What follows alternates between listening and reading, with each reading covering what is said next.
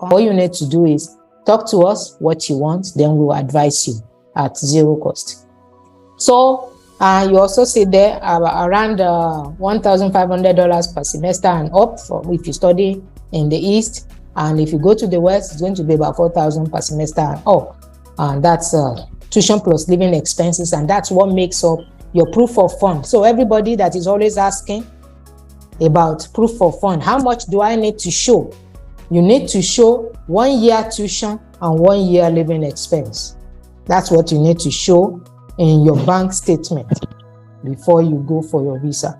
So more information on that, I've already said that 1 year tuition, 1 year living expense should be sitting in your sponsor's account for 1 to 4 months. 1 month if you are going to the UK, 3 months if you are going to the US, 4 months if you are going to Canada. Proof of fund is required at application if you want to study in the US. You need to provide a proof of fund at application stage. And for initial cost, yes, you need to check for the figures because you are going to need extra cost, which people usually overlook. When you are registering in any country, in any university, in any country for the first time, there are extra costs that you incur. Usually they take a refundable deposit from you that will be paid back to you after graduation. You need money for accommodation and settling down costs because you're new. You need to pay medical insurance. You need to pay for books. You need travel kits. For example, if you are going to the West, you don't just put on your t-shirt and say, hey, I'm on my way to the US. You incur a lot of costs on the kind of kits that you need to wear to travel with. And even when you get over there, you are still going to need to continue to protect yourself, from the cold. And you also need, flight ticket. You need to keep money for upkeep. You need to eat. So all of these are things that you need to factor in when you are making plans. So how do you plan ahead? Funding is the most important issue in many cases. So these are some of the questions that you need to answer. Who is going to fund your studies? Is it you? Is it your father? Is it your mom? Is it who is going to fund it? You need to identify who is going to be your sponsor. Who is this person to you? Because this is very important when it comes to the stage of visa. So because we've had many cases where people will just come up and, there is this man in our family, he's very wealthy. He has agreed that he was going to help us with statement of account that this child can use to go to study. It doesn't work that way.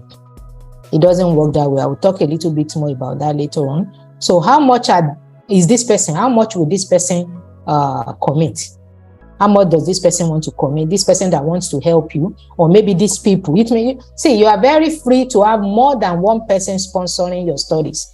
You can have 2, 3, 4 people sponsoring your studies. All you need to identify is how much is each person bringing in and what are they covering? What will that amount cover? Or in what way are they supporting you? For example, it's possible for someone to say, don't worry, I'm going to allow you to live with me when you come over to the US. You can stay in my house.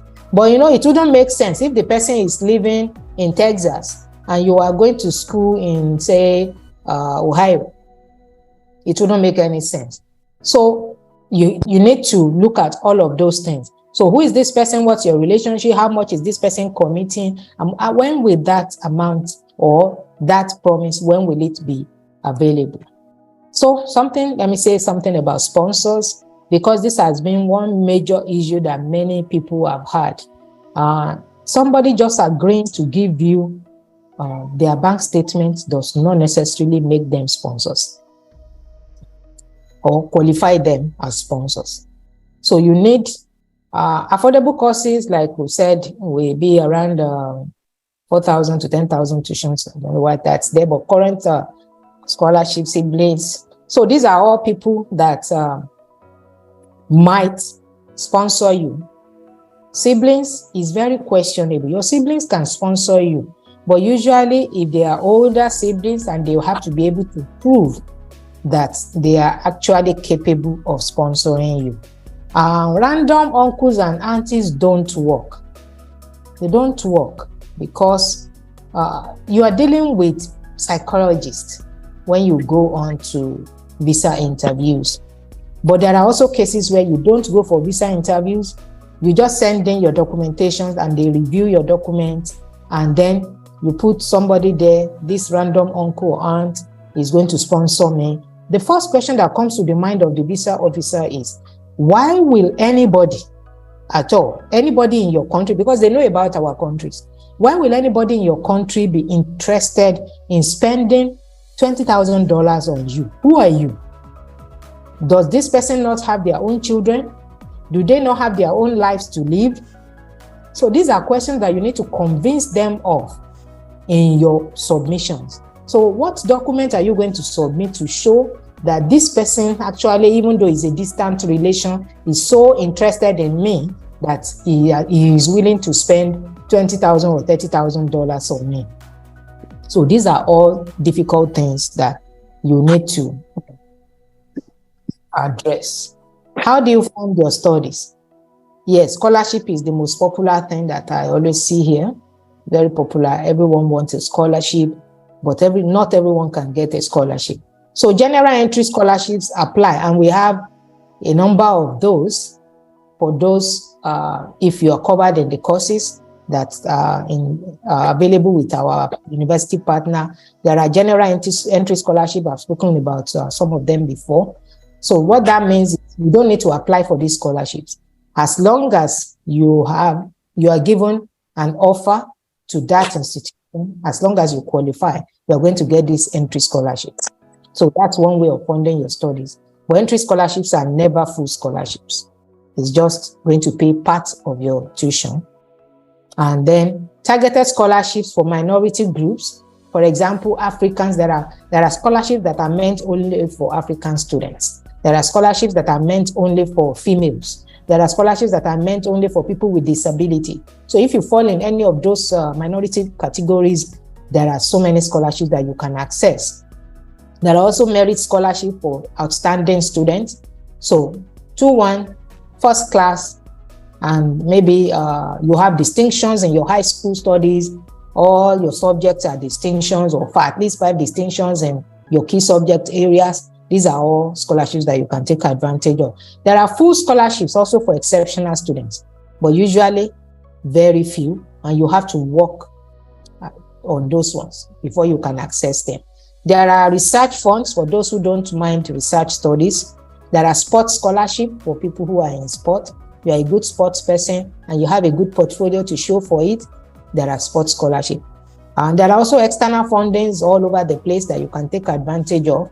So it depends on how much work you are willing to do. If you are willing to make the sacrifice, you can take advantage of many of these scholarships. But you also need to bear in mind, one of the most important things about scholarship is the fact that you need to go in to the university first, which is, I think, something that many people don't always want. Okay. Dr. Bosede, good morning, ma'am. Accessing scholarship is the next point that we're going to be talking about. How do you access scholarships? You need to plan ahead. They are very, very strict with deadlines. So you gather requirements, take your time, be dedicated. These are all important things that you have to do. You need to identify scholarships that are applicable to your peculiar situation, like the ones that I mentioned before. Do you belong in a minority group? Then you identify scholarships that are focused on that group. Are you a female person? There are many scholarships for females in science, so many of them that you can explore. You need to register on reputable platforms, and I've put one there. I think about 2 of them are there. Scholarships.com. Register there, set up alerts for particular types of scholarship, and you will be receiving them in your emails as soon as they are posted. Scholarshipset.com is also there. On that platform, you can look for scholarships for African students. There are so many of them. Set up email alerts and then monitor the announcements of scholarships. Maybe you have identified a particular scholarship that you are qualified for, but you have missed the one for maybe 2023, because usually it takes like a year for processing. So the one for 2023 would have been announced last year. So let's say you missed that one. then you'll be on the lookout for the one for this year. That means you have to monitor announcement. You have to go on the website and try to create an alert so that you get an email as soon as it is announced. So these all take commitment and dedication that nobody can do for you. You have to you have to care about yourself enough to be able to do those things. So these are some scholarships for African students: WASCA, Pan-African, UNICEF, Joshua Nkomo, Swedish, MasterCard Scholarship, African Union Scholarship, EAC, WHO. There's so many of them. If you go to scholarshipset.com, you're going to see a list of them there. You can review the conditions and then see which one you qualify for, and you can set up an alert. Some of them are still open. Some of them will open very soon. So you just need to be ready to do the work. So for those who are always asking me, can you help me with scholarship? No, I can't help you with scholarship because it takes work that you have to do by yourself. Because what I discovered that many people want is, okay, I will go and do the research and then come and tell them you are qualified for this scholarship. All you need to do now is just give me your document and I'm getting this for you. No, that it doesn't work that way. You have to do the job. But what I can do and what we always do is that when we hear about some scholarships, we always send by emails to everyone that is on our mailing list. So if you are not yet on our mailing list, I will advise you get on the mailing list as soon as possible. So you always receive from us alerts when some of those scholarships are available. Okay, now then, finally, I'm going on to studying in the US and Canada, which is one of the biggest things that people have been asking. So you need about $15,000 to $25,000 as proof of fund. You need that in your account, in your sponsor's account. If you're going to be sponsoring yourself, you need it in your account. If your parents are sponsoring you, they need it in their account. And it has to be there for 3 to 4 months, depending on where you are going, like I've said before. You need to plan for correct sponsors. The best sponsors are your parents or yourself or your spouse. That's the best.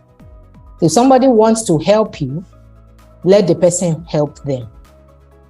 But you know that it's very difficult for people to trust, especially in financial matters.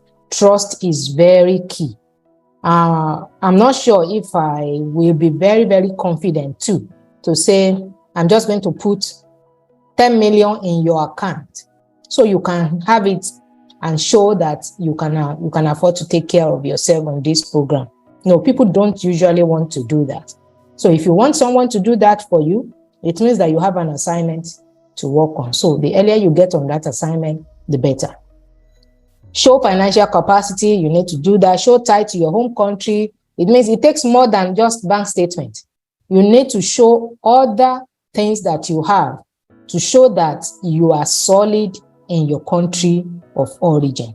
You need to show commitment to return. I think in many cases, I would say in 90% of cases of visa rejection, it is usually because the visa officer will say, I am not convinced that you are going to return to your country. You have not shown me enough that you have the financial capacity to take care of yourself. That's the usual reason for visa rejection. So how can you convince me that you are rich? That's exactly what you need to do for the visa officer.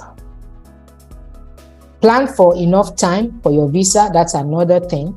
You're going to need months. You may need months for some countries because there's a long queue. So if you want to go to a university or the US, for example, by September this year, by now you should have been ready to file in your visa for your visa. So you need time. So plan for the time. Don't wait until when you are ready. So for example, people always tell you, okay, don't worry, when I'm ready, I'm going to start. No, you don't start when you are ready. You are not ready when you have money. You are ready when you have made up your mind, I want to do this. So make the sacrifice to put in an application, get the offer letter in your hands. Many scholarships require you to have offer you to be able to apply for them. So if you don't have an offer, you can't apply for many of these scholarships. There is no good thing in this life that comes without some measure of sacrifice. So if you are really serious about studying abroad, you have to be willing to make some sacrifice about it. And part of the sacrifice is even just the amount you need to file in for application. If you are not even willing to file in for your application, then you're not ready to go anywhere. Because if you don't have the offer letter, you can't even apply for all the scholarships that you're claiming you want to apply for. So take that first step, look for money, apply, get the offer, then you can start thinking about how to fund. And one good thing about people is they will always rally around if they see that you are serious. When people see that, okay, you have an offer, they start giving you suggestions that can make things work. But when you are saying you are still waiting for someone to come and give you money to pay for your application, it only shows that you are not ready at all. So walk through that. And so these are some useful information for you. You need to understand the US and Canada university system. Remember, we are talking about studying in the US or Canada.